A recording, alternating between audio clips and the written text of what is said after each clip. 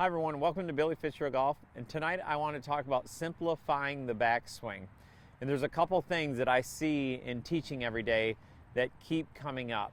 Now, for the backswing, what we'd like to see is the simplest way is the golf club to be on plane, so on this tilted circle, in 90 degrees to that plane. So that means there's no opening or closing. That would be the simplest way to play golf, so there's not a lot of timing, not a lot of twisting. Well, I can assure you that the one thing that I do see is the face opening too much in the backswing, whether it be halfway back or we might be very good right here where the face of the club is on plane and it's square, but we get right here and we twist and open the face. And so again, what that's going to lead to is a lot of over the top, a lot of manipulation on the way down. So let's try to simplify this thing as best we can. The very first thing that I see when people open the face, one, is their grip. Their grip is too weak. And what I mean by that is it's in the palm too much and their lead hand is straight up and down the shaft. So when it comes time to swing the club and my grip is too weak, I can't get the face square or where I want it, and square is that leading edge is matching my spine angle without bending my wrists in a very uncomfortable fashion. So the first thing I would check is your grip in the right position? And for most cases I would say, is it strong enough? So again, in the fingers, my hand's over, just like it hangs in my shoulder socket. So now I've created a position in my hand. So when I lever the club back, it's in position. It's in line with my hands, and this line of the golf club matches my spine angle, which would be square. So that first move would look something like this. So again, the face of the club's in line with my hands. The leading edge is in line with my spine angle, which would be 90 degrees to that arc. So that would be the first thing that I would check. Now, here's where it gets a little complicated. I'll get a student in the correct grip, and then we'll get right to that position. And the next motion I see is this, where they swing up in their arm. This trail arm is twisting up. Okay, so what happens when this hand twists up? Well, the face is opening, so it went from here to here, and now my tendency is to get very narrow. My hands get very close to my shoulders, and I've got a lot of work to do on the downswing, so that's not quite appropriate either. Now, why would that happen? Well, my first guess is that we're just not sure. Once the face gets square, once that face gets square, it's hard. There's a couple other things that we have to do, but it's hard to know where this face needs to go. Again, first, if my shoulder socket is really tight like this, if I twist my arm, it relieves the pressure in my shoulder socket, and I can finish my backswing. It's too narrow and it's way too long and the face is way too open, but it allows me to at least finish the swing. And I can't tell you how much I see of that. So we want to get into something that's not quite as complicated. We don't want this face to open to be able to finish the backswing. So 3 steps into what I think is a really good position at the top of the swing and get you through the backswing. The first one, again, you've got to have the right grip.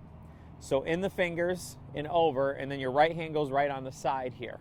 Okay, so that's going to get the lever. That's going to be step 1. That's going to get me to where I can hinge this golf club and I can fully load my wrists.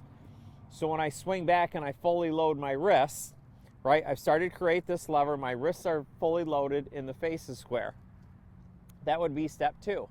Step 1 is the grip. Step 2 is starting to use your hands correctly, so you create this lever right here and get the face where it needs to be, in line with my hands and square. Now this third step is probably the one that I see where the most mistakes are made. I see a lot of across the line because of it, and I see a lot of opening the face. So it's actually a fairly simple move, and it gets you right to the top of the swing. So again, we're going to hinge your wrists here. We're into step 2. Step 1's our grip. Step 2 is our hinge. The third one is my arms work up and they work in my shoulder socket. So this left arm is working inward and my right arm is working inward as well. So when we swing and you get to the top, when you get halfway back and you go up, right, my arms are working this way. So as my hand goes up, my arms are working up and they're rotating, much like I would be with this tennis racket. So when I get here, my arms are working up and they're rotating. I'm turning the wheel. My arms are going up, I'm turning the steering wheel. If this was the face of the club, I make sure that it goes up and I rotate. Up and I rotate. So this arm's working more on top, my left arm's working more on top, my right arm's working more inward. So that's getting the club, again, so it's the face stays square and the club's going on the right path. So again, when I hinge up, step one's my grip. Step two, I hinge where I fully load the wrist. Now when the club face goes from here to the top of the swing, it's my arms go up and rotate. From here, my arms go up and rotate. That's where I see, again, a lot of people, they're not sure how to get to the top because they've never felt what these arms do. Now it's very different than me just doing this with my hand or doing this with my hand.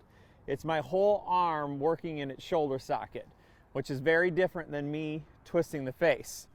So if I swing back and I get here, if I just twist the face open with my arm, you can see how different it is than if I get here and my arms go up and they work in my arms work in their shoulder sockets.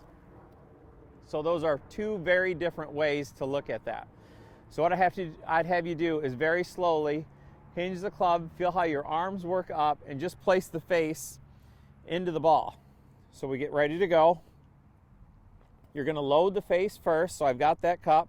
Now from here, my wrists are done. My arms go up and they work in their shoulder sockets.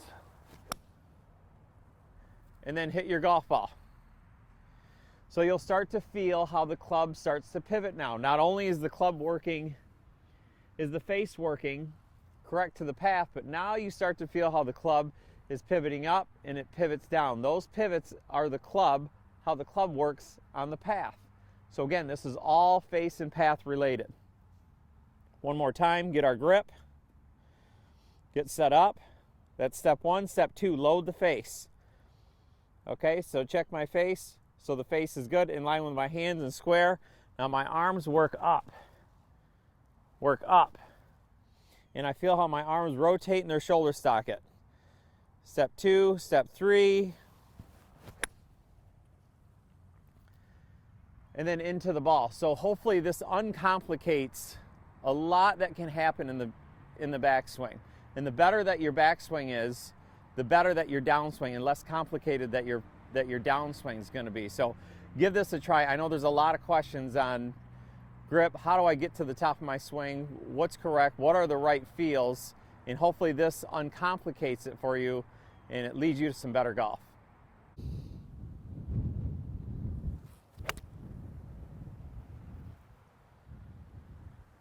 Hi everyone, like and subscribe to my channel, Billy Fitzgerald Golf, for all tips on golf. If you'd like a live lesson or want to send me a message, visit me at billyfitzgeraldgolf.com.